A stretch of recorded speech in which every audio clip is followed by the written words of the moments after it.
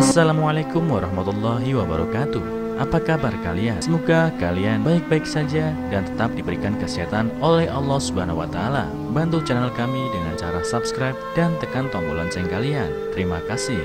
Semoga kisah ini bermanfaat. Demi ibunya yang sakit parah, dia menikah dengan wanita kaya yang cacat. Setahun kemudian, dia pun meneteskan air mata haru. Raka dibesarkan oleh ibu tunggal. Sampai saat ini Raka belum tahu apa sebab orang tuanya bercerai. Setelah orang tuanya bercerai, Raka pun ikut bersama ibunya. Dia dirawat dan dibesarkan sendiri oleh ibunya seorang diri. Dalam benak Raka semasa kanak-kanak, dia tahu persis ibunya banting tulang setiap hari mencari nafkah untuk menghidupi keluarga. Setelah lulus SMU, Raka tidak berniat untuk melanjutkan studinya. Dia ingin bekerja mencari uang, tapi ditentang oleh ibunya. Sambil menitikkan air mata, ibunya berkata, "Bagaimanapun Raka harus kuliah dan mendapatkan gelar sarjana untuk masa depan yang lebih baik." Raka akhirnya menurut apa kata ibunya, dan dengan susah payah ibunya membiayai kuliahnya sampai lulus. Namun tak disangka ketika Raka baru bekerja di luar kota, ibunya tiba-tiba jatuh sakit. Jantung ibunya ada masalah.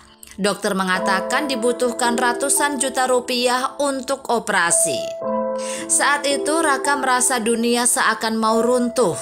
Pasalnya baru bekerja beberapa bulan sudah dihadapkan dengan masalah keuangan yang tak sanggup dijangkaunya, apalagi menyangkut keselamatan ibunya. Bukan main sedihnya Raka menghadapi kenyataan itu. Dia hanya ingin menemani ibunya setiap hari. Saat sedang putus asa, Raka bertemu dengan seorang wanita yang dikenalnya saat bekerja paruh waktu di sebuah restoran. Wanita kenalannya yang bernama Winda itu mengatakan bahwa dia punya keponakan perempuan yang berusia 25 tahun. Orangnya lumayan cantik. Orangnya juga lembut dan ramah. Sayangnya dia cacat. Dia menderita polio saat masa kanak-kanak. Dia hanya bisa berjalan dengan bantuan kursi roda. Sebelumnya pernah dikenalkan beberapa calon, tapi orang tuanya masih khawatir. "Menurut saya, kamu sosok pria yang baik, pria yang bertanggung jawab. Kalian bisa saling kenal dulu. Jika sama-sama tertarik dan kamu setuju, maka kamu tidak perlu khawatir lagi dengan biaya operasi ibumu. Selain itu, pihak keluarga mereka juga akan menyiapkan 1 unit rumah untuk pernikahan kalian." Meskipun agak lega mendengar biaya operasi penyakit ibunya akan dibantu, tapi Raka sempat ragu mengingat kebahagiaan selama sisa hidupnya itu harus dilalui bersama dengan wanita yang cacat. Setelah dipertimbangkan semalaman, akhirnya demi keselamatan ibunya, Raka pun tidak peduli lagi. Dia akan menemui dulu gadis keponakan Winda kenalannya itu. Hari itu setelah bertemu dengan gadis itu, Raka seketika merasa akrab dengannya. Mereka berbincang-bincang dengan ceria seakan sudah lama saling kenal, tidak merasa canggung sedikit pun. Dan Raka juga tidak menyangka gadis yang bernama Devi itu tertarik padanya. Singkat cerita, 2 bulan setelah pendekatan itu mereka pun melangsungkan pernikahan. Operasi ibunya juga akhirnya berjalan sukses. Dan sekarang dalam masa pemulihan, Raka juga berusaha sebaik mungkin bersikap baik dan merawat Devi, istrinya yang cacat. Tapi semua ini Raka jalani hanya untuk membalas budinya.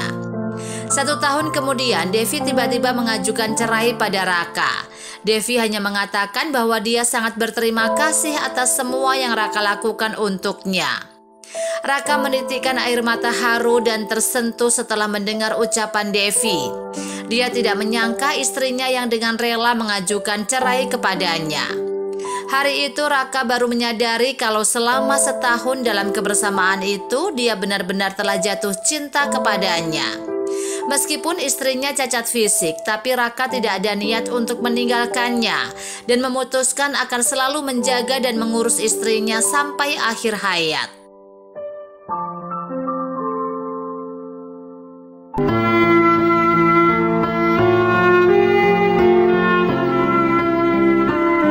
Assalamualaikum warahmatullahi wabarakatuh. Apa kabar kalian? Semoga kalian baik-baik saja dan tetap diberikan kesehatan oleh Allah Subhanahu wa taala. Bantu channel kami dengan cara subscribe dan tekan tombol lonceng kalian. Terima kasih. Semoga kisah ini bermanfaat.